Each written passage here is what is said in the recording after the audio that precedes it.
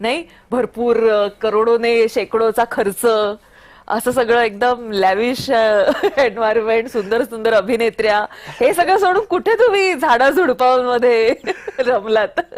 म्हणजे मला एकदा आठवते, ताज बंजारा 5 स्टार हॉटेल जे आहे हैदराबादचं, 365 मधले 165 दिवस मी त्या हॉटेलमध्ये होतो. बर. म्हणजे किमान 10-12 वर्ष मी दरवर्षी 10-12 सिनेमे करत होतो. पण मला असं वाटतं की माणूस दोनदा जेवतो, एकदा झोपतो, याच्यापेक्षा मोठा काय असतो, असं काय होतं मोठा. आणि झाडाझुडपानं वळायचं कारण म्हणजे मला असं वाटलं की झाडा एवढा मोठा सेलिब्रिटी नाही कोणी.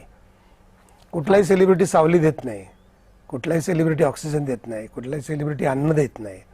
पण झाड 200 वर्ष जगतं, 300 वर्ष जगतं, ते 1000 वर्ष जगणारी झाडं आहेत.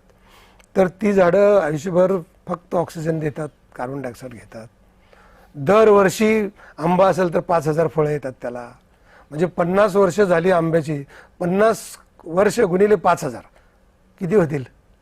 तर एवढी कोटी तो फळं देतो, एवढे कोटी इतका ऑक्सिजन देतो.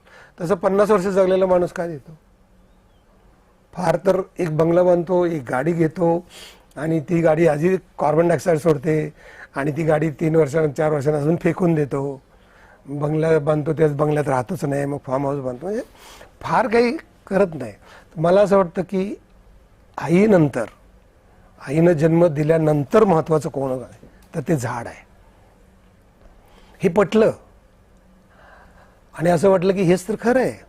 त्यामुळे झगमगाट काय, त्यामुळे त्या झगमगाटाचं कधी कौतुक वाटलं नाही. उलट असा झगमगाट, अशा गाड्या, असे बंगले दाखवणे माणसं मला जरा मतिमंद आहेत का काय? का बरं? म्हणजे हे काय घेऊन फिरताय? अरे खरं तर आईने जन्म दिल्यानंतर आपण जगलोय ऑक्सिजनमुळं. तुम्ही श्रीमंत कधी? रात्री झोपेतनं नीट उठला तर ना. झोपेतनं उठता तेव्हा तुम्हाला कशा ऑक्सिजनमुळे ना. ते खरं आहे ना. मग आपण जर देणं लागत असेल तर ते झाडाचं लागतो. आपण देणं लागत असो तर मातेनंतर धरती मातेचं लागतो. आता ही गोष्ट काय रॉकेट सायन्स आहे का? पण ही जाणीव निर्माण कशी झाली, किंवा ही जाणीव जागृत कशी झाली तुमच्यामध्ये? कारण इतके ऑक्युपाईड होतात, इतके सगळं नाटक, सिनेमा, वेगवेगळ्या भाषा, हे सगळं करत, ही जाणीव जागृत कधी झाली? मला असं वाटतं की आई बाप ही खरी मूळ विद्यापीठ असतात आपली. त्या मूळ विद्यापीठातले संस्कार हे 50% असतात आणि 50% आपण बाहेरनं शिकतो. तर आई वडिलांना झाडा झुडपा, गुरं बैल ह्याच्यावरती प्रेम बघितलेलंच होतं. मला वाटत होतं की माझे वडील लवकर गेले होते, म्हणजे मी कॉलेजला असताना. आई माझी आत्ता म्हणजे 60-62 वर्षापर्यंत, मी 60-62 वर्षाचा असताना ती